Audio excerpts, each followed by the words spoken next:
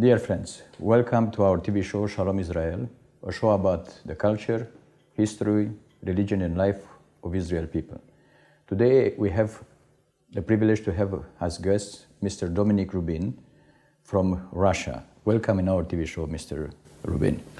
Okay, thank you. I'm from the UK as well, but okay. It's okay. What was the purpose of your visit in Romania? I was invited to take part in a conference on martyrs, which was organized by Romanian Orthodox clergy. I was one of the speakers. I read a paper, and the conference, of course, is devoted to the very painful subject of victims of communist repression. And the conference was discussing what is a martyr, were some of the victims of the repression martyrs, and various other questions which maybe I'll talk about later. 20 years after perestroika in Russia and the fall of communism in Romania, or more, and is the first conference about martyrs in the Orthodox Church or international conference, as far as you know? Well, first of all, I should say that I am Russian Orthodox. I do live in Russia, but I'm originally from London, although my grandparents were from Russia. So I speak as a sort of person of mixed belonging. You know, I have lived in Russia for some time, but okay, so as far as I know, in Russia, of course, there were thousands of victims of communism in camps, and perhaps even thousands have been declared martyrs and are remembered by the church. That is the case in Russia. This happened relatively quickly, but it can be a controversial question, and there can even be political aspects to it. Now, as far as Romania is concerned, there were, of course, people of all sorts of different political and religious persuasion who were put in prisons. And the question of what is a martyr, and the church has to come to a sort of contemplation after a certain amount of time to recognize who those figures were. So it's not a quick process. So different churches move at different paces. And as far as I know, I mean, there is a certain impatience among some believers for the church to give an official recognition of the martyrdom of certain people who died in the prisons. And the church, of course, will. But there's a process of give and take, of popular feeling, which is not always accurate, and maybe the more mature and sober assessment of the church. But this is very much a question for the Romanian church and the Romanian people, and I myself learned an enormous amount being at the conference, and certainly felt the pain and trouble, because at the conference there were survivors of the prisons, and we did visit one of the prisons just outside Bucharest. So, yeah, the Russian church is still pondering certain cases. It has canonized many, and the Romanian church, I'm not sure if it's actually sort of canonized as martyrs any yet, but there's a growing library of testimony and witness, which will soon, I believe, culminate in recognition of martyrs. What was the topic of your message to this conference? I was invited by a Romanian priest who is well known in Romania, called Father Vasile Mihoc. He has come to Moscow several times and has sort of begun to learn about the Russian church. We became friendly because he is very interested in Jewish-Christian relations. So he invited me to come to this conference. I mean, I feel slightly of an imposter because I'm not Romanian. What can I say about the terrible suffering and so on and so forth? So I was more as a witness. But the question was, what did I talk about? Well, I have to admit that the concept of martyr is an ambiguous one. Of course, in popular culture, it can simply, in the most sort of gross and simple popular culture, it can mean little more than superhero, or some sort of cause that I like. Well, I'm a martyr for it. So that's at the sort of more idiotic end of the spectrum. In the more sophisticated end of the spectrum, there is still, a doubt about what is a martyr. Does it always involve death? Does it, of course, it has to involve confession of Christ. But some people who survived murderous attempts are also called martyrs. So part of the conference was talking about what is a martyr. I came along to the Romanian situation, unfortunately being aware of communist repression, but not knowing half as much as what I now know. But my my worry as a Jewish Christian was to talk about the Holocaust, because 6 million Jews were murdered in the Holocaust, and in my own life, this has been a powerful event. And what I talked about in a way which I probably won't have time to expand on here is that the deaths of those 6 million Jews, in a sense, are a witness. And the word martyr, martyros in Greek, means witness. So in some sense, the deaths of 6 million Jews is a witness. And I wanted to think about what kind of witness. And I read my paper, and the question of anti-Semitism in the Christian world, of anti-Semitism in the Orthodox world. Now, I knew that I would disturb some people, and I did. But that's what I wanted to talk about. Are the Jews who died in the Holocaust somehow martyrs?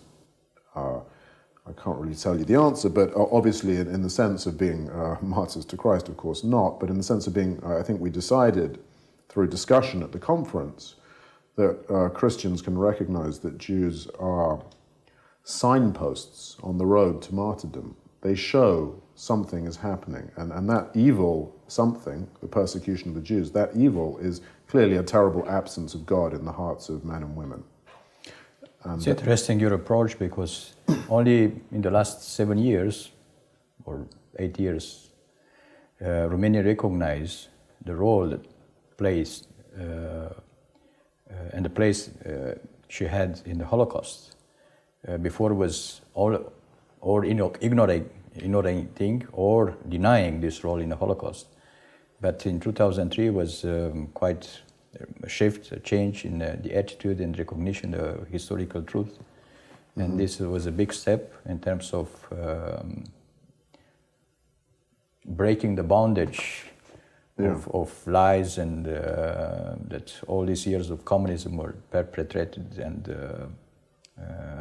kept in bondage our people, and also bringing a curse of God upon this land, because recognizing the truth is the first step towards liberty. Yeah, I mean, yes, recognition of the Holocaust in Eastern Europe is rather different from in Western Europe because of the immediate repression that followed the war. You have a special relationship with Israel, being a Jew. Yeah. We want to understand, because you mentioned that you came to a Christian conference as a Christian, Orthodox believer from Russia. What were the main moments of your spiritual journey as a Jew before to become a Christian? Okay. Well, I was raised in a Reform Jewish family in London. We went to synagogue, 3 or 4 times a year. I went to a traditional English school, which was Christian, and it was a very official kind of Christianity, which really put me off from Christianity for many years. When I left university, I think one of my deepest reactions was to try and discover Judaism. And this was my birthright. So I moved closer to Orthodox Judaism, and I became fully observant as an Orthodox Jew. This involved, one thing was, for example, one of my grandfather's relatives, we found in the house 2 big volumes of Talmud, with Hebrew in the middle and a Yiddish commentary. And this was one of my grandfather's ancestors who had written the commentary. And I looked at those books. At that time, I could not read Hebrew. I had a bar mitzvah, but this was with an Israeli woman who was more happy to sort of talk conversational Hebrew and had very rarely been in the synagogue. So I couldn't read the Aramaic and the Hebrew and still less the Yiddish in Rashi script. So these volumes began to fascinate me, and when I went to university, I switched my major from English literature to Hebrew. And another thing which is important to mention in light of the conference is that just before I went to university, I went traveling around Eastern Europe. And I went to Hungary and Poland.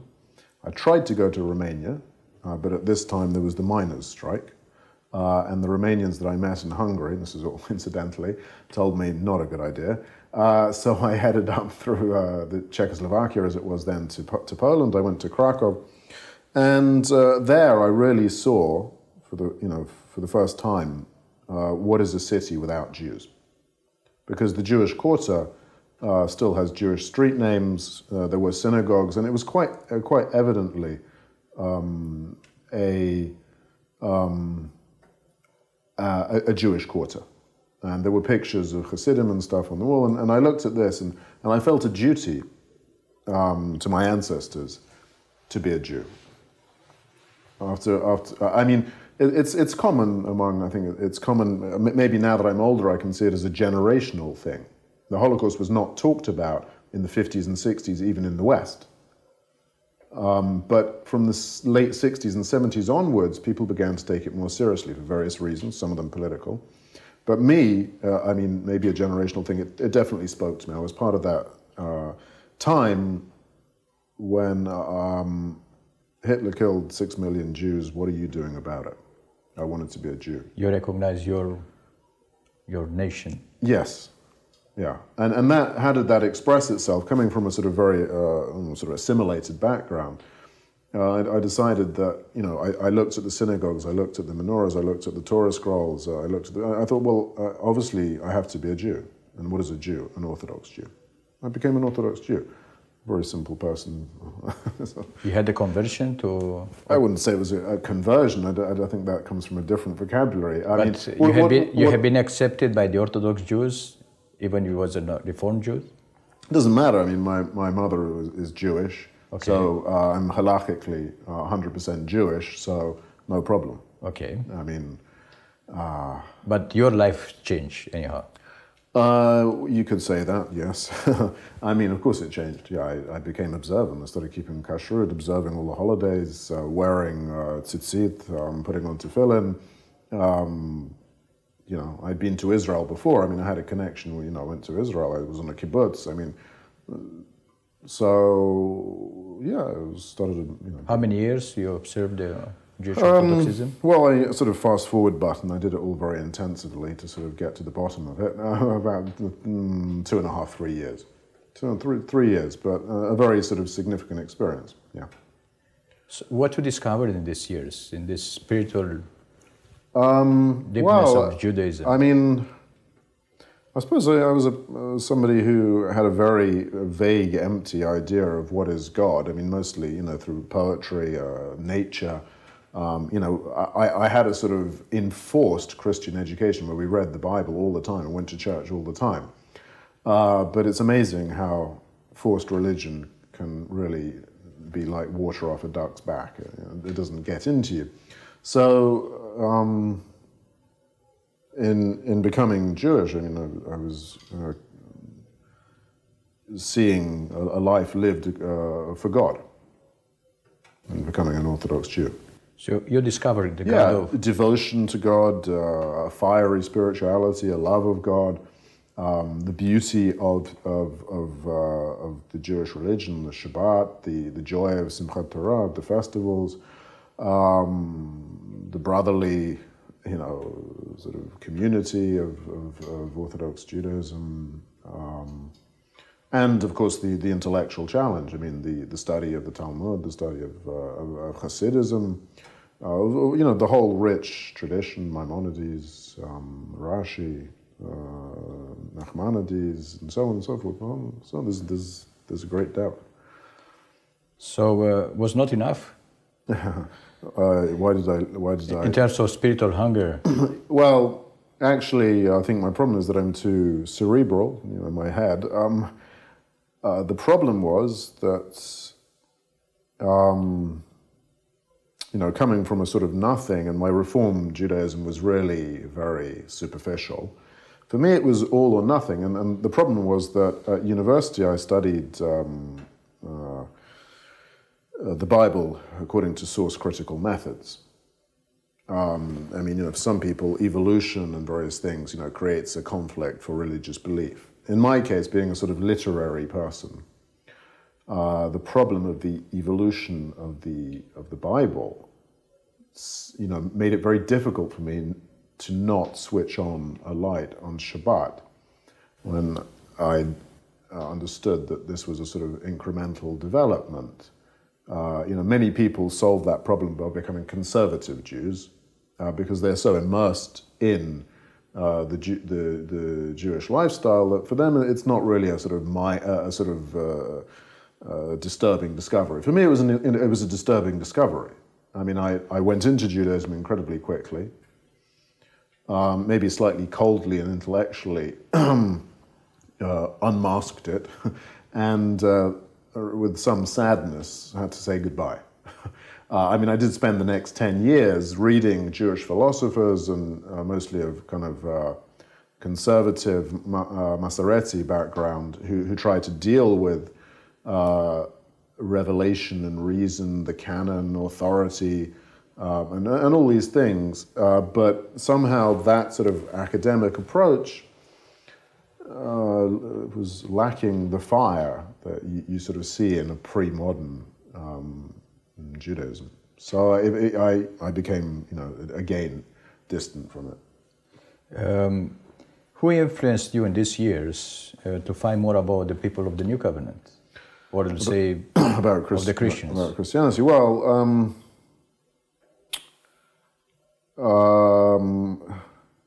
I was hostile to Christianity because of my schooling.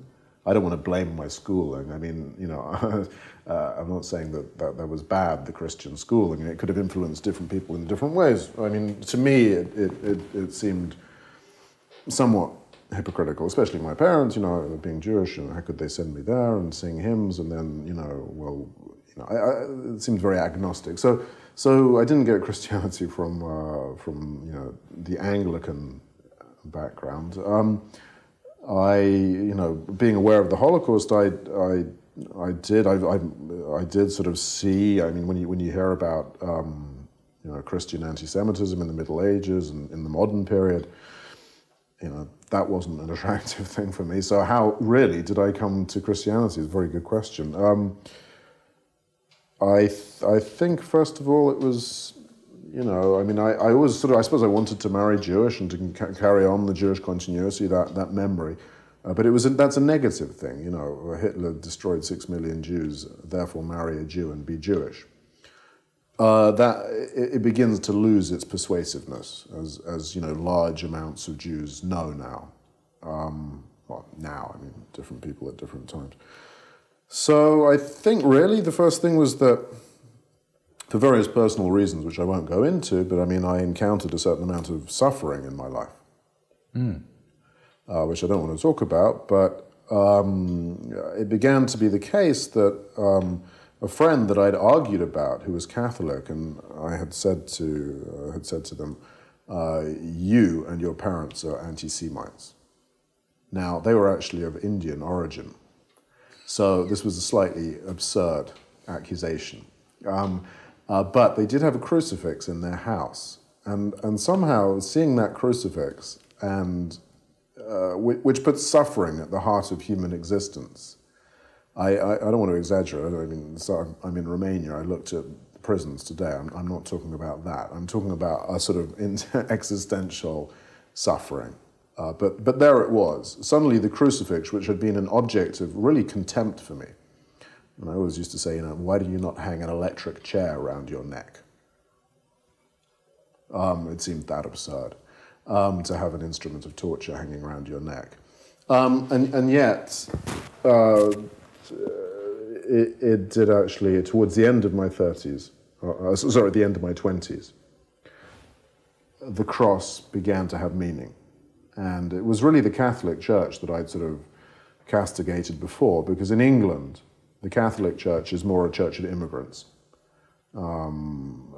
Whatever, Polish, sort of Indian, and so on and so forth. So it really seemed like a universality, working class, poor, the dispossessed. That is how I first saw the cross and Catholicism. And for a moment, I could forget about anti-Semitism. So that was the first sort of witness, if you like.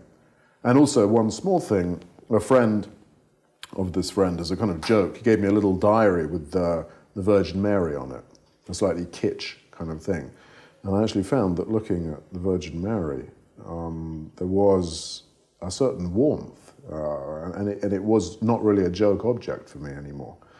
And I would say that reading literature, Graham Greene, a Catholic convert, wrote several novels, and his characters suffer, and they cannot escape suffering. And that became important for me as well. So how do you came to realize that Yeshua from Nazareth is the Mashiach of Israel? Well, I certainly wouldn't have put it in that way. I think I could have been in the position of less hostile to Christianity, but of course being less hostile to Christianity and beginning to understand its symbolism, I did also start reading the New Testament again. I'd scrupulously not read the New Testament for the 15 or 16 years since I'd left school, since it was something that was forced on me. When I started reading it again, I began to be drawn into this, okay? But again, I could have been an admirer of the New Testament, or at least a non-admirer. Then I moved to Russia. I moved to Russia because I finished a doctorate. One part of my life came to an end. I'd always been interested in Dostoevsky and Russian culture, and part of my family and grandparents were from Russia. So I moved to Russia, I thought maybe 6 months or so. And there, a friend of mine at school, a school friend of mine, gave me the name of an Orthodox Christian institute where I could teach English. This was just sort of part of getting to know Russian culture. So I started teaching English there, and after 2 years, I started attending catechetical classes. At this institute? At this institute, as well as learning Russian. What is the name of the institute? The name of the institute is St. Philaret's Orthodox Christian Institute in Moscow. As far as I know, it's part of a renewal movement inside of the Orthodox Church in Russia. Yes. I mean, it depends which listeners are listening. I mean, I met several people personally from working in this institute. That's right. It's it tries to bring to life again some sort of practices of the ancient church. And one of them is the full catechesis, according to the canons. I don't want to be precise here, I can't remember, but according to the canons, there should be at least 9 months or a year of preparation for baptism. And the baptism takes place on Easter Day, as a sort of sign of the resurrection with Christ. The various of these things. And of course, in Russia, there's the problem that the liturgy for people who are new to the church, being in Slavonic and not being in Russian, is difficult to understand. So there's a big emphasis on understanding the Bible in modern Russian. So yes, that it's part of that movement. It's a brotherhood. There's an emphasis on sort of community and all this. So yeah, I mean, as an English Jew, one key moment was, when I looked at, some of the rituals and practices of the Orthodox Church, and I said to myself, no, that's not for me. If I want ritual, I've got Buckingham Palace and the changing of the guard, and I've always hated ritual, to be honest. And I said this to the priest who was leading it, and he sort of said to me in a very simple way, Russian Orthodoxy is not for Russians. It happens to be in Russia, but it's Christ as expressed in Russia. And I understood that I was looking at the surface. It was not Orthodoxy for Russians, but Orthodoxy in Russia, and the more important aspect was Christ, and I think now looking back, I would say that there's a lot in the spirit of Dostoevsky and of Russian literature, which is part of the expression of orthodoxy in Russia, which has attracted many people from the West. So I kind of fall into that category as well. Do you consider that you had a momentum of conversion, or was a process of? Well, I was baptized. As an adult? Yes, of course. I was never baptized.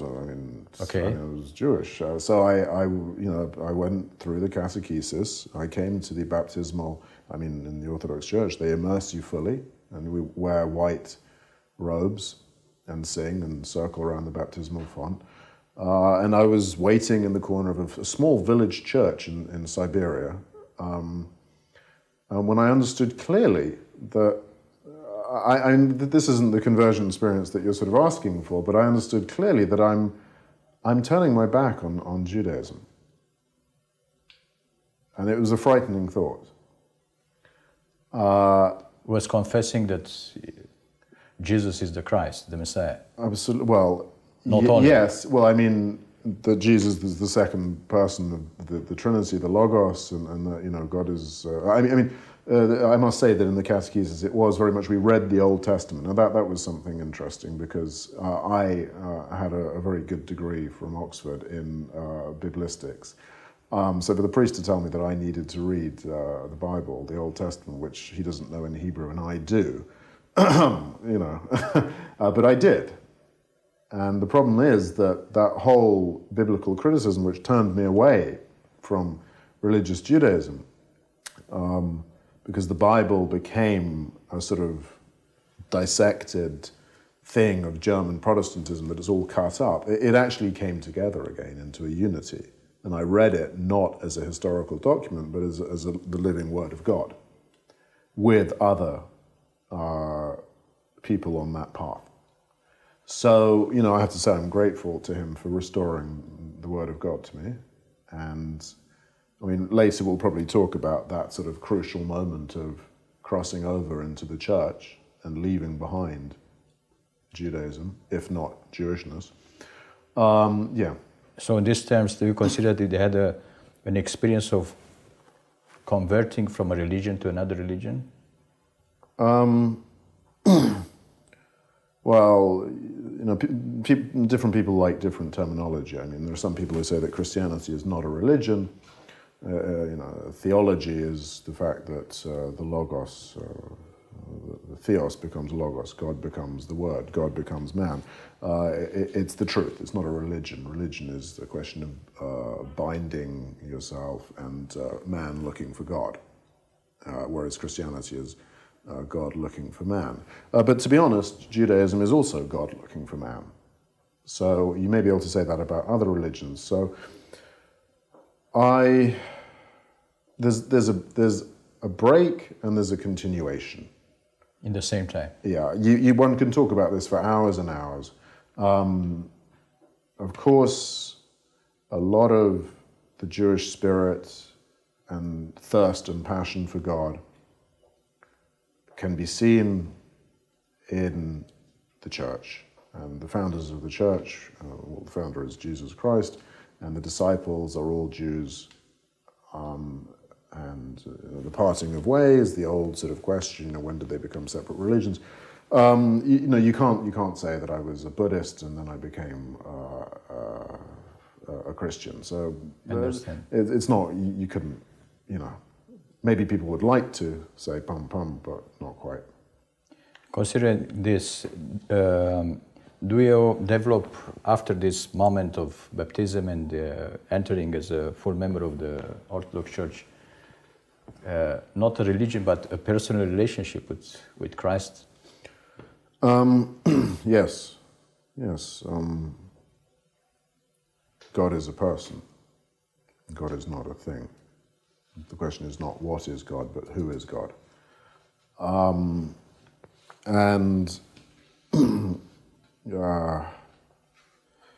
Yes, I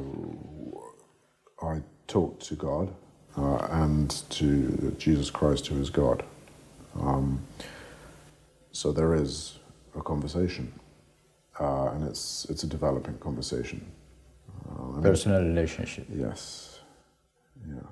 In our viewers belongs to a variety of churches in Romania and Romanian diaspora. Also, because we speak now in English, many other people from the United States and Canada can watch this TV show. It is about this turning back to the roots. You became a Christian, but as Apostle Paul did, he still suffered for his own people. Is this the same suffering, the same desire to help the other ones to understand and to live what you discovered and you live? Well, I'm not the Apostle Paul. I think there are some people who sort of see the unbaptized self as sinful and has to be cut off. I mean, I am Orthodox, but St. Thomas Aquinas expresses a perfectly Orthodox thought, I think, where he says that grace perfects nature. God creates man. He does not then destroy man as if he had made a mistake and has to throw away his creation. No, he builds on that man, I mean, with a big M, women as well.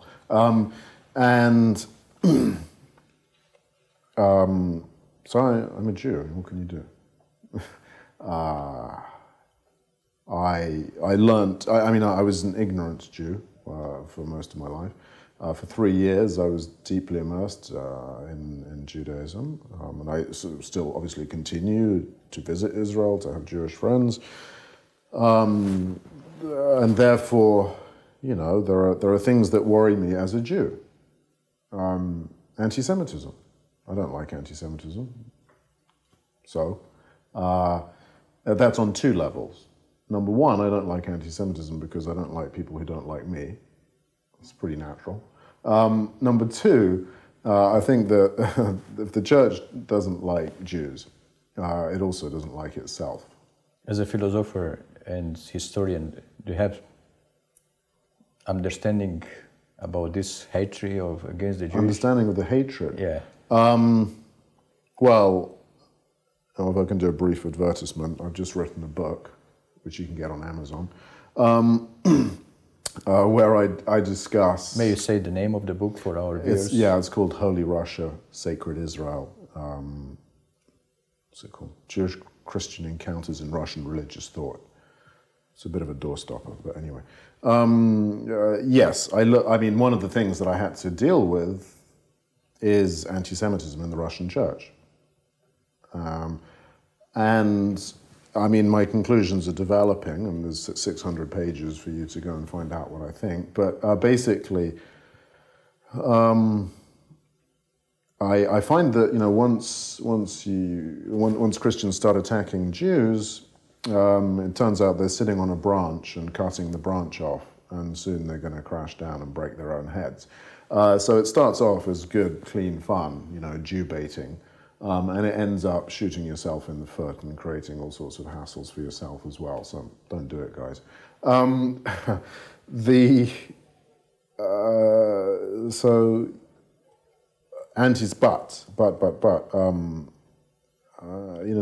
course there are deep and complex aspects to that. And I spoke at the conference about the Holocaust and about hatred of Jews and how this has no place in the Orthodox Church. And yet I can't consider myself some kind of hero because I'm a Jew. I'm just simply defending my patch. Who'll take you for serious? Well, I think what I'm saying is that I have to, okay, before being a Jew and speaking against anti-Semitism, that's a certain thing. But being an Orthodox Christian, I have to also put myself in the heads of Romanian Orthodox, Russian people, Romanians. And it's my duty to understand Both sides. both sides. I don't want to give the impression that, well, it's okay to be an anti-Semite if you really have to let off a bit of steam. I'm not saying that. I'm just saying that I'm a Jew and a Christian, and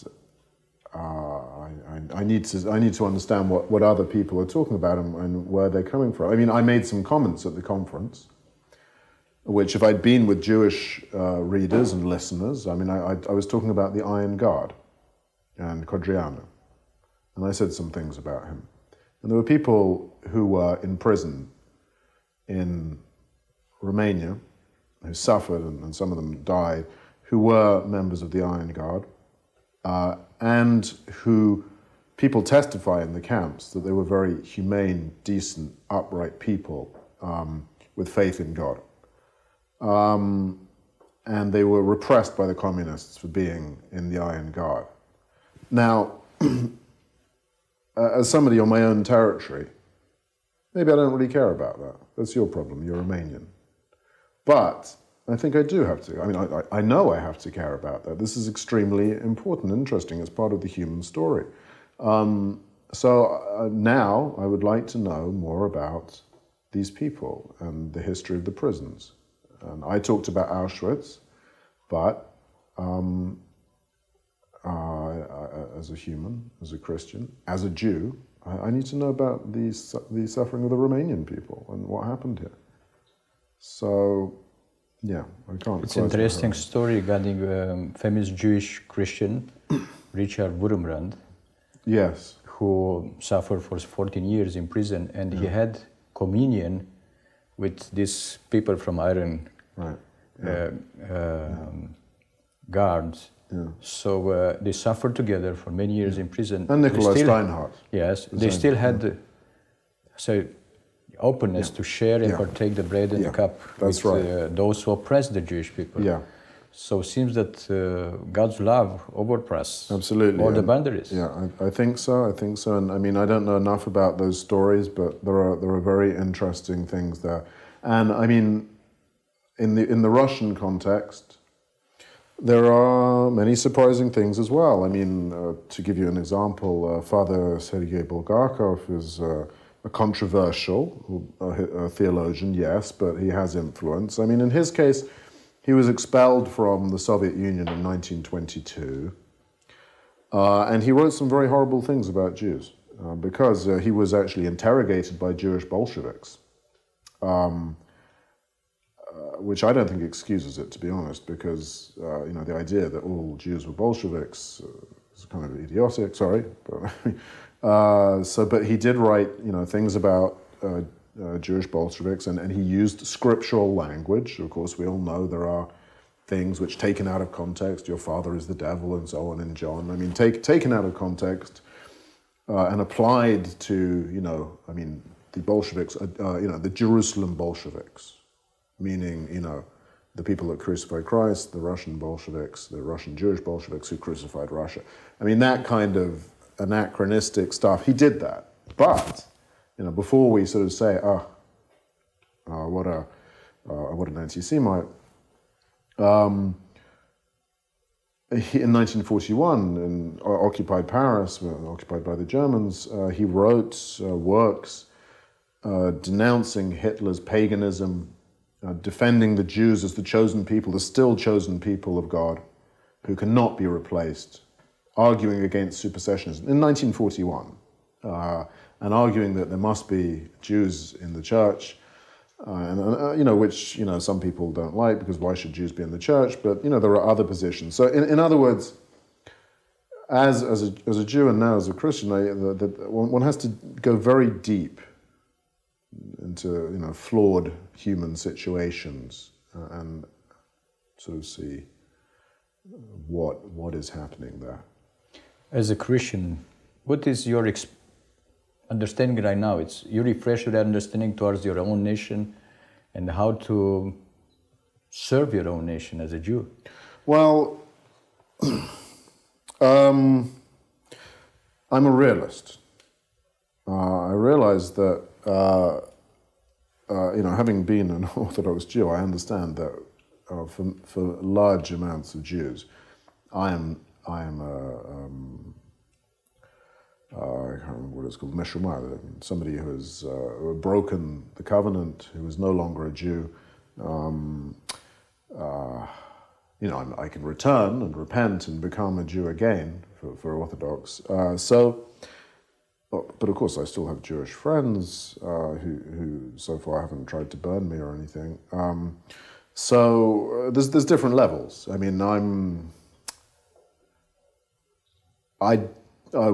not sure I can anymore speak to anybody except myself and my friends as a Jew.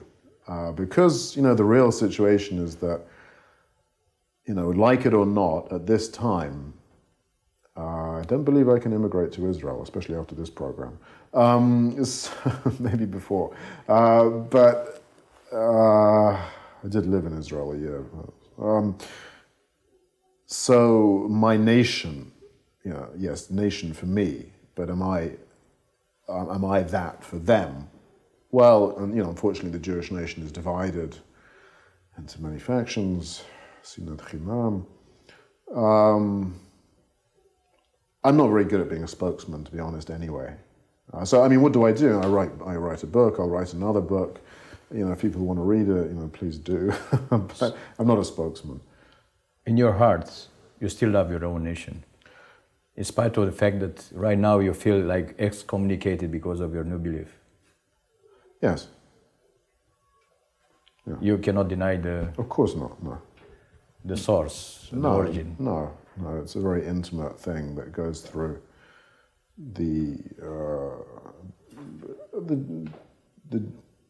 through descent.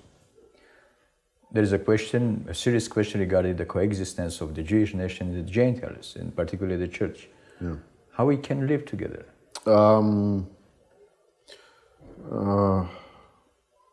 Well, there is a break, and there was, the thing which is much discussed, and now it is called the passing of the ways, which took 200 or 300 years, when what is now called Judaism and Christianity, starting from one seed inside of the different Judaisms of the Second Temple period, grew into the two non-connected branches of Judaism and Christianity.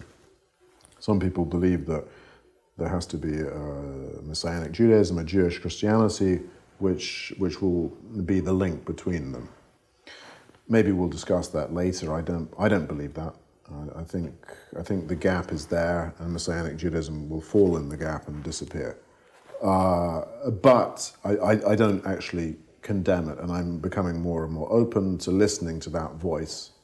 I don't have time to develop that. But so the question remains: what other ways for Judaism and Christianity to relate? Well, they are relating. I mean, Christians, non-Jewish Christians, which is 99.99%, I suppose, they are interested in the Jews. They have to be. That's where they come from. They come from the Hebrew Bible. You have to learn Hebrew. Well, you don't have to, but it helps to understand what is called in Christianity the Old Testament. So, Christians will always be interested in Jews. Of course, actually, the other way around is not so evident. Jews, I suppose what's offensive to Christians is, anti-Semites think that Jews sit around all day talking about, how they can do damage to Christians and Gentiles. But in fact, if you open the door on a Jewish conversation, mostly you just get silence about Christians. So you can stay for a long time eavesdropping and hear nothing.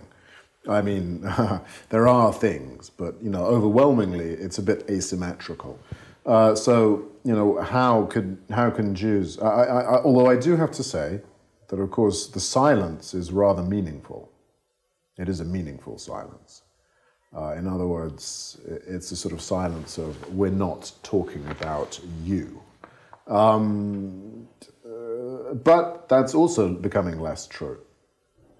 After the Holocaust, in the West at least, there's plenty of deep mutual interest and attempts to interact with respect and love.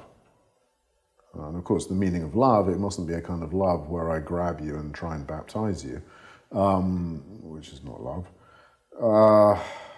So hopefully maybe it's just a passing thing. Maybe the alienation will happen again. But at this time, we do live in a period where both Jews and Christians want to know about each other.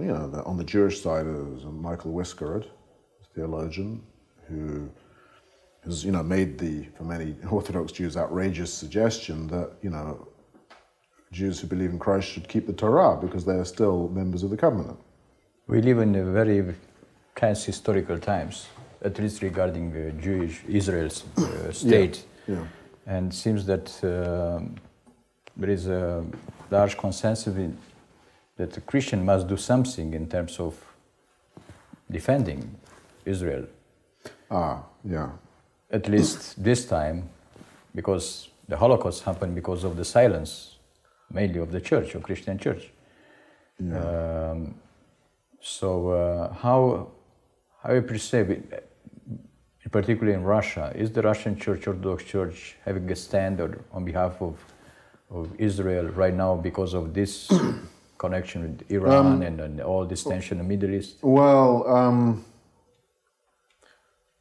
I suppose Christian Zionism is more a sort of American Protestant thing, and it has a certain political angle.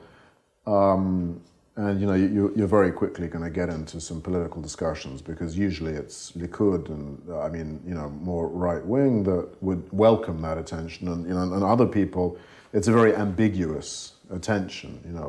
It can become very naive and offensive in the sense that, oh, good, there are lots of wars now. This conflict is really taking off. Apocalypse now. Great, the second coming. It can be very much just simply using the Jews and the Israel-Palestine conflict for rather sort of naively understood doctrines. So that's that. As regards Russia, there have always been sort of traditional thinkers and sort of less traditional thinkers who have been interested in Zionism. Who I quoted before, Sergei Bulgakov, wrote in 1915 an article called Zion. He wrote it for a collection of articles in defense of Russian Jews who are being attacked in pogroms on the western front of the German versus Russian conflict. So it was a sort of articles to defend Russian Jews in the press. And he wrote an article called Zion, which is a Christian Zionist article saying, yes, Zionism is great, the return of the Jews to their homeland and their spiritual regeneration. For spiritual and physical and national regeneration. That was also ambiguous. He quite clearly sort of saw this as, a prelude to conversion to Christ. But that belief in itself doesn't have to be offensive if it's understood in the right way. There are sort of voices like that developing now in the Russian church. And of course, 1 in 5 Israelis is Russian. So there are many Russian Orthodox Jews, again, that brings us to the sort of middle thing, but who are sort of creating an identity which I don't think sociologists have yet really investigated, which is a mixture of the Israeli, the Russian, and the Israeli already contains the Russian, and many aspects of Israeli society have deep Russian roots, and as I sometimes slightly frivolously like to say, they therefore also have Orthodox roots. I mean Russian Orthodox. I mean the monasticism, Russian monasticism in the 14th century was about sacred devotion to labor and the land. That's how the Russian state expanded. And the idea of holy labor in Zionism, working the land on the kibbutzim, has certain genetic connections with Russian Orthodox monasticism, whether people know this or want to say it or not. So there are all sorts of, Christianity comes from Judaism to a certain extent. I mean, I could qualify that. And all throughout European and Christian history, there's this constant feeding back in and feeding out of Judaism into Christianity and Christianity into Judaism. And, people are doing work on how the interpretation, for example, of the story of Abraham and Isaac was influenced by Jewish interpretation. But now some people are doing work on how the Jewish interpretation, the Midrash, was influenced by early Christian thinking about Isaac as a sacrifice and a sort of precursor of Christ. So, there's a lot of being work done on how Judaism influences Christianity. But what I'm saying, especially with the monastic labor and Zionism, is there's also elements where Jews are not isolated from European and Christian culture, but are actually deeply absorbed in it. Of course, there are many figures like that, and I look at some of them in my book. An Orthodox Jew, Aaron Steinberg, a philosopher, who creates a Dostoevskian philosophy of Russian all-unity. And yet he's an Orthodox Jew who studies the Talmud and Maimonides. This shouldn't be too surprising anymore. And there are people in Israel, scholars, also investigating the influence of Russian symbolism, for example, on Israeli poets who were born in Russia. So there's, the latest wave of Russian-Jewish interaction, which came from the post-Soviet immigration to Israel. It's another phase in this, deeply rich cultural and spiritual interaction. Along our discussion, you mentioned several times about this treasure that you discovered in Russian philosophy and history, and that influenced your decision and thinking in the last years. Because our viewers, majority are Christian believers, also Jewish believers. What do you recommend in terms of approaching this treasure of an inheritance of the Russian culture and history? Well, unfortunately, a lot of it hasn't been translated, and it only exists in Russian. So my first advice would be go and learn Russian, which, of course, is not a very good missionary approach. But there has been stuff translated, and it's, to some people it's attractive, to some people it isn't. But and in some respects it's slightly old and outdated, and I think it needs to be updated. I mean, for example, Vladimir Solovyov was a philosopher at the end of the 19th century who had many interactions with Jews, studied the Talmud with a Jew, with a Jewish teacher, wrote in the Russian press in defense of the Talmud and in defense of Jewish customs. And when he died in the synagogues, people said a prayer for a righteous Gentile. And another person that I guess I should talk about is Dostoevsky. I mean, you can get his books anywhere. I'm always shocked by people who are not moved by Dostoevsky, but it happens. Of course, Dostoevsky was an anti-Semite. But Aaron Steinberg and many Russian Jews of that time, and I believe even in Romania, were attracted to Dostoevsky. Now, how could this be? This is a phenomenon of Jewish attraction to Dostoevsky. To some people, it's a scandal. I don't really want to sort of explain it completely, but I would say that, of course, Dostoevsky's belief in the sort of messianic nature of the Russian nation, which Steinberg saw as very sort of Old Testament and Judaic. That's what he saw in Dostoevsky, a very sort of a belief in the carnality, the incarnational aspects of Dostoevsky's families in his books. Grandfather, uncle, daughter, cousins, they all represent ideas. So ideas are flesh and blood, just like in the genealogies of the Old Testament. This attracted Steinberg. And maybe it's because they're so close that there's that spark and that fire. The Jews used to write to Dostoevsky and say, how could you be so anti-Semitic? He goes, me, anti-Semitic? I have nothing but admiration for the Yids. It's all paradoxical. I mean, paradox is sometimes dangerous, but Dostoevsky you can find in any good bookshop. The thing that I didn't understand is I was interested in Dostoevsky. He really changed my life in a way when I was 15. And I have to say that I read Crime and Punishment and I missed the Christian aspect completely. I just totally missed it. But it's there, and I think the Russian philosophers bring out all that treasure of Christian Orthodox insight with its deep Jewish carnality, which is in Dostoevsky. They bring that out. And hopefully those works will be translated at some point. And in my book, I do discuss quite a lot of that aspect, because part of my desire was to sort of translate into English or summarize some of those maybe lesser known aspects of Orthodox Christian belief. You lived in Russian since 8 years ago. Yeah. And as far as I learned, you married with a Russian Jewish or? No, Russian non-Jewish, but and I have 2 children. And yet I'm... in terms of this carnality of transfer from one generation to another one, yeah. I have a personal question. What do you teach your children to be?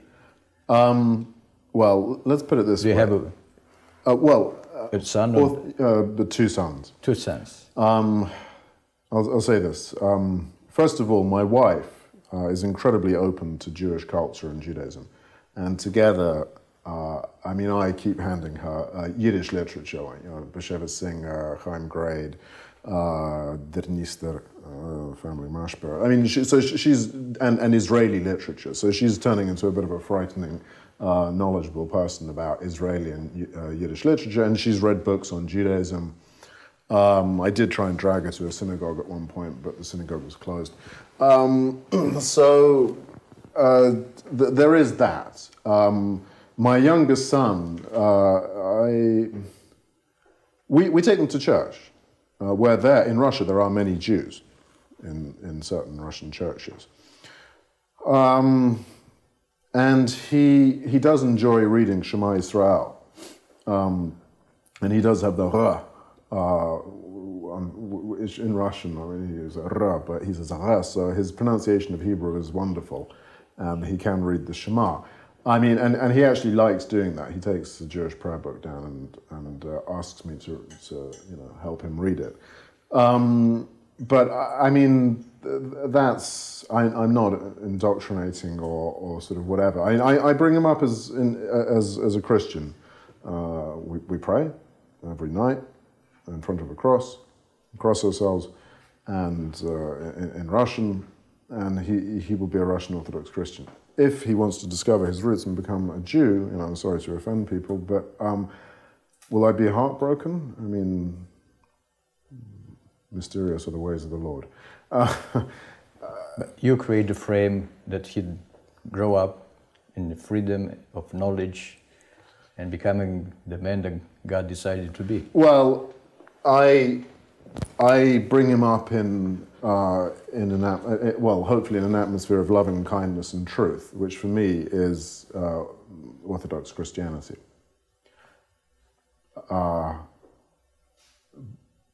But there is the great unresolved question of the Jewish roots of Christianity. So, and his father is Jewish. So if he wishes to find out about Hebrew, and who knows how the world will change and move on, I don't want to cut that off from him. I have no fear of my past or of Judaism. I have a love for it.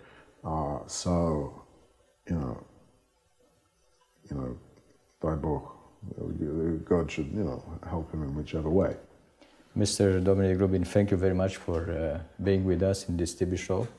We hope that many people find answers to their own questions and struggling in their spiritual path. Dear friends, thank you for being with us this night in our TV show, Shalom Israel. Until the next time, we wish to all of you Shalom, Shalom Romania, Shalom Russia, and Shalom Israel.